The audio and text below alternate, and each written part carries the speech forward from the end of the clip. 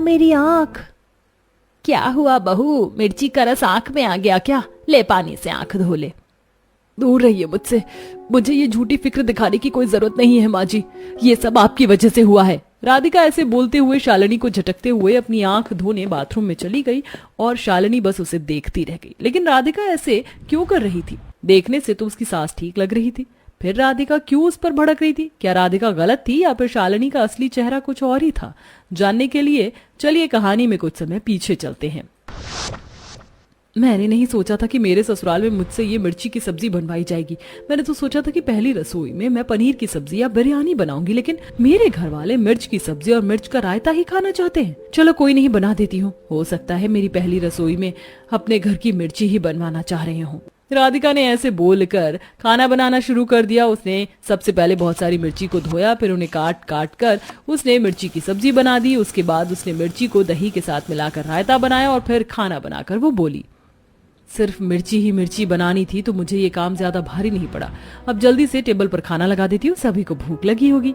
राधिका ने ऐसे बोलकर खाना टेबल पर लगा दिया और फिर वो दरवाजे पर आई। बाबा और माधव जी दोनों मिर्ची के खेत में काम कर रहे होंगे, दोनों को खाना खाने को बोल देती हूँ।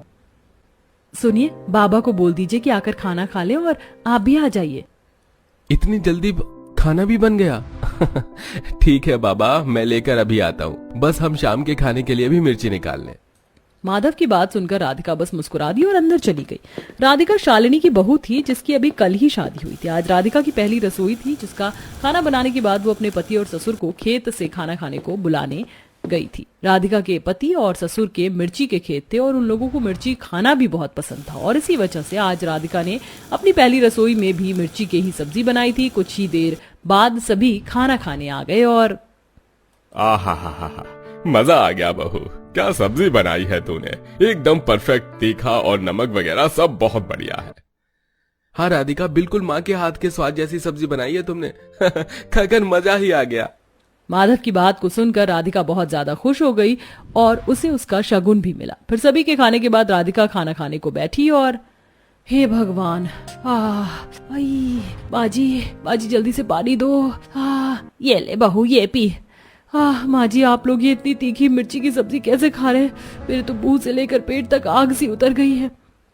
वो तो तुझे आदत नहीं है ना मिर्ची की सब्जी खाने की, लेकिन फिक्र मत कर, तुझे आदत बन जाएगी। शालिनी राधिका से बोलते हुए चली गई। उसकी बात को सुनकर राधिका खुद से ही बोली, आदत बन जाएगी? क्या मतलब था माँ जी का कि आदत बन जाएगी? क्या मुझे हर रोज यही मिर्ची की सब्जी बनानी होगी और खानी भी होगी? राधिका कंफ्यूज हो गई। उसने दोपहर में खाना भी नहीं खाया और जब शाम हुई, माँ जी आज शाम में आलू कतली बना लूं क्या? वैसे भी दोपहर में मिर्ची ही मिर्ची बनी थी, तो अब शाम को ये सादा सा खाना ठीक रहेगा। नहीं बहू, बिल्कुल भी नहीं। और कौन खाएगा फीके से आलू? तू आलू कतली बदली नहीं, तू मिर्च की ही सब्जी बनाना, वो जो दोपहर में बनाई थी ना, वही वाली सब्जी। शालिनी की बात को सुनकर राधिका कुछ नहीं बोल पाई और उसे शाम को भी मिर्ची की ही सब्जी बनानी पड़ी, जिससे घर वालों ने तो शौक से खाया, लेकिन राधिका कुछ भी नहीं खा पाई। ऐसे ही सिलसिला जारी था और अब राधिका की शादी हुए लगभग 1 हफ्ता गुजर चुका था।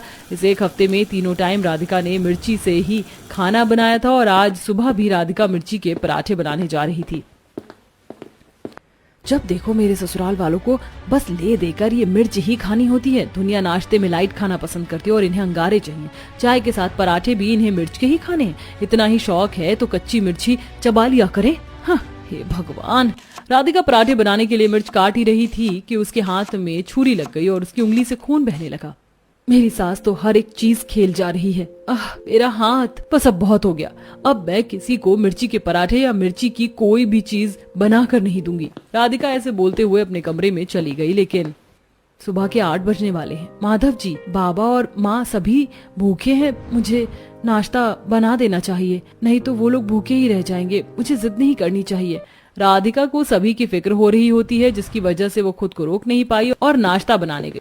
उसने मिर्च के पराठे बनाए और सभी को खिलाए। अब सभी पराठे खा रहे थे, तभी राधिका बोली, माँ, बाबा, मुझे आप लोगों से कुछ बोलना था। वो मैं कह रही थी कि मैं आजकल ठीक से खाना नहीं खा पा रही हूँ क्योंकि ये इतनी मिर्ची मुझसे खाई नहीं जाती है। आप लोग मिर्च की सब्जी के साथ साथ कुछ और भी बनवा लिया कीजिए ना। नहीं बहू, बिल्कुल भी नहीं। हमारे घर में मिर्च ही बनती है और यही खाई जाती है। अच्छा होगा कि तू मिर्च खाने की आदत बना ले। राधिका ने शालिनी से ऐसे जवाब की उम्मीद नहीं की थी। उसकी बात को सुनकर राधिका चौंक गई लेकिन कुछ नहीं बोली। ऐसे ही सिलसिला जारी था और आज मिर्च काटते वक्त राधिका की आंख में मिर्च का बीज चला गया। आह आह मेरी आंख, क्या हुआ बहू? मिर्ची का रस आंखों में आ गया क्या? ले पानी से आंख धो ले। दूर रहिए मुझसे, मुझे ये झूठी फिक्र दिखाने की कोई जरूरत नहीं है माँ जी, ये सब आपकी ही वजह से हुआ है। राधिका ऐसे बोलते हुए शालिनी को झटकते हुए अपनी आंख धोने बाथरूम में चली गई और शालिनी बस उसे देखती रह गई। राधिका रोज रोज मिर्च बनाने और खिलाने से परेशान आ गई थी। ऐसे ही सिलसिला जारी था और आज राधिका बाजार आई हुई थी। अरे वाह, कितनी अच्छी अच्छी और ताजी सब्जियां हैं बाजार में। हरा हरा पालक और साथ में लाल लाल टमाटर। मेरा तो तरह तरह की सब्जियां खाने का दिल कर रहा है, लेकिन हाय मेरी फूटी किस्मत, मुझे खानी तो वही मिर्ची ही पड़ेगी। एक काम करती हूँ, घर जाकर माँ जी से पूछ लेती हूँ कि आज कुछ अलग खाएं। अगर उन्होंने इजाजत दे दी तो मैं ये आलू और पालक लेकर जाऊंगी। राधिका बड़े ही मन से शालिनी के पास पूछने को गई, लेकिन नहीं बहू, तू समझती क्यों नहीं? हमारे घर में तीनों टाइम बस मिर्ची ही खाई जाती है। तू कुछ भी बनाएगी तो वो ऐसे ही रखा रह जाएगा। बाकी सब्जियों को भूल जा और मिर्ची से अपना नाता जोड़ ले। जी, अपने परिवार की मिर्ची खाने की आदत से तो मैं हार गई हूँ। अब तो मैंने उम्मीद भी छोड़ दी है कि इस मिर्ची से मेरा नाता टूट पाएगा। चल राधिका, अब तो बस अगर भगवान चाहे तो वही इन्हें अकल दे सकते हैं। राधिका हार मान चुकी थी। अब उसने सोच लिया था कि वो किसी और सब्जी का नाम अब से अपनी जुबान पर नहीं लाएगी। अब वो तीनों टाइम शांति से मिर्ची बनाती और खिलाती रहेगी। वो खुद मिर्ची नहीं खा पाती थी, इसलिए वो कमजोर भी होती जा रही थी। ऐसे ही सिलसिला जारी था और आज के दिन सभी दोपहर के वक्त मिर्ची की सब्जी ही खा रहे थे कि तभी केशव के सीने में बहुत तेज जलन होने लगी। अरे शालिनी मेरे बहुत तेज जलन हो रही है। जलन? ऐसे कैसे जलन होने लगी? रुकिए जी, मैं अभी बर्फ का ठंडा पानी लाती हूँ। सभी एकदम से परेशान हो गए। केशव को शालिनी ने बर्फ का ठंडा पानी पिलाया, लेकिन कोई फायदा नहीं हो पाया और अंत में माधव केशव को अस्पताल लेकर गया, जहाँ माधव जी, आपके पिताजी के सीने पर बहुत ज्यादा एसिडिटी बन रहा है और ये एसिडिटी शरीर में तब बनता है जब हद से ज्यादा मिर्ची खाई जाती है। अगर आप चाहते हैं कि इससे शरीर को कोई जानलेवा नुकसान ना हो तो आज से ही बिल्कुल उबला हुआ खाना अपने बाबा को खिलाना शुरू कर दीजिए। डॉक्टर की बात को सुनकर केशव चौंक गया और सभी घर वालों को एहसास हुआ कि इतनी मिर्च खाना उनकी सेहत को किस तरह अंदर ही अंदर खराब कर रहा था। देखो बहू, आज से तुम्हारी जिम्मेदारी है।